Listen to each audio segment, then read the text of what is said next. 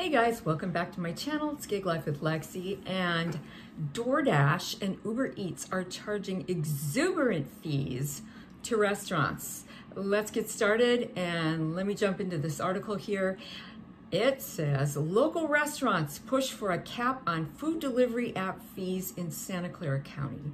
Okay, so it goes on to say Santa Clara County business leaders are pushing for a cap on fees charged by food delivery companies like DoorDash and Uber Eats, calling the costs exorbitant at a time when restaurants are struggling to survive the coronavirus pandemic. The Silicon Valley Chamber Coalition is seeking a temporary 15% cap on fees charged by the app-based companies, which handle online ordering, pickup, and delivery services. Restaurant owners say the fees average 30% of the cost of orders and run as high as, get this, 50%, cutting into already thin profit margins. But with in-person dining severely curtailed due to COVID-19, restaurants have little choice but to take the hit. Okay, I don't know about you guys, but that's really sad, especially right now during a pandemic.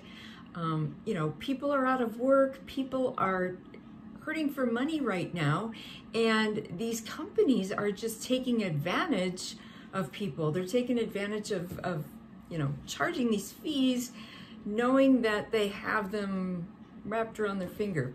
All right, let me finish. Santa Clara County Supervisor Joe Simonton said his office is working on a proposal to impose such a cap, but that many of the details are still to come.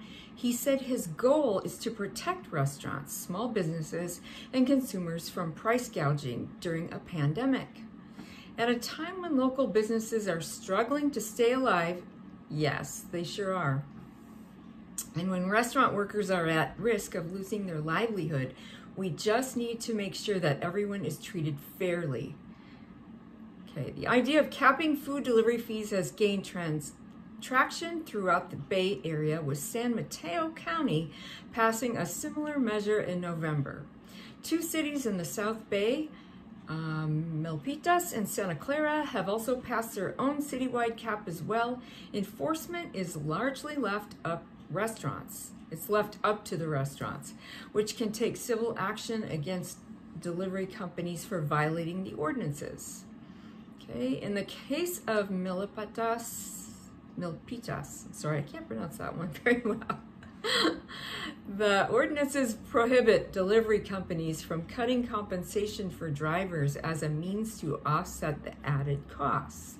The loss of indoor dining, coupled with limits on outdoor dining, have been brutal for restaurants throughout the county since March, said Mark Turner, chair of the Chamber Coalition.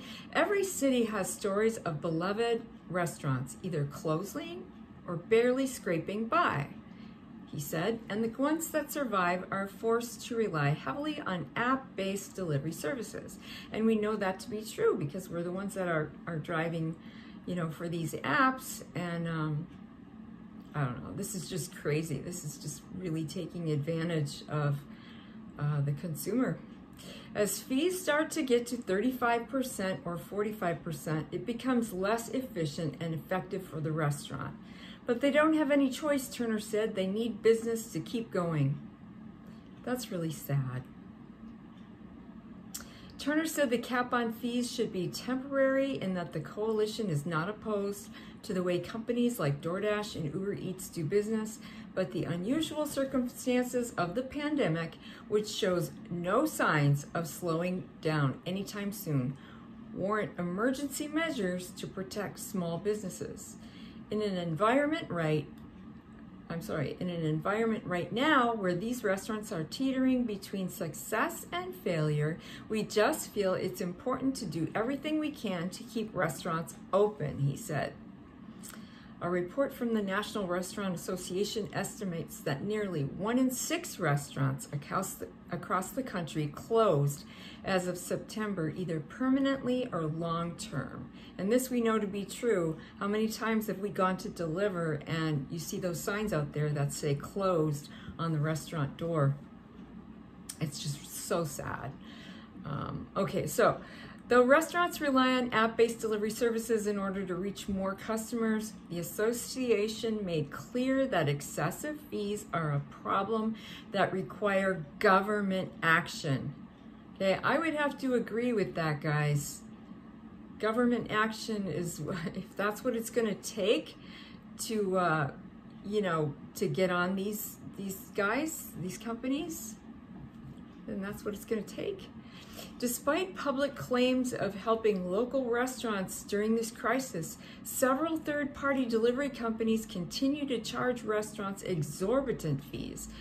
According to the industry group, when necessary, governments should take action to cap fees that third-party delivery companies are charging restaurants. App-based delivery service companies may not be able to absorb the higher costs, however, and historically have not turned a profit. DoorDash reported its first profit of $23 million during the second quarter of 2020. Of course, right? While others remain in the red. In a statement, a spokeswoman for DoorDash said the company offers a range of products and services to help restaurants grow sales and find new customers, but that caps on service fees would curtail those options. Okay. These regulations can cause us to increase costs for customers, which could lead to fewer orders for local restaurants and fewer earning opportunities for drivers, she said. We are eager to engage with policymakers to find solutions that better support restaurants, customers, and drivers. Okay, so, and then it just goes on and on to talk more about the restaurant and what they're doing. But, you know, honestly, in my opinion, I think this is, they should be capping these companies, because this is only going to, like it said, you know, it's going to increase the cost for customers, which could lead to fewer orders for drivers like us, and for local restaurants, I can't talk, and fewer earning opportunities for drivers. Okay, I said that already. All right, so anyway, let me know what you think about this. I think this is way overdue. I think these are shady practices. I think that they're practices built into their business models where they're ripping off customers and gig workers, and I just think it's all around shady. Let me know, sound off in the comments below, and yeah, that's all I can say. I just think it's bad. When it's gone to 50% that these companies are charging, that's not a good thing. That's really taking advantage of people during a pandemic. So, all right, don't forget to like and subscribe, and let me know what you think, and I will see you on the next video. Take care, guys, and drive safe out there. Bye.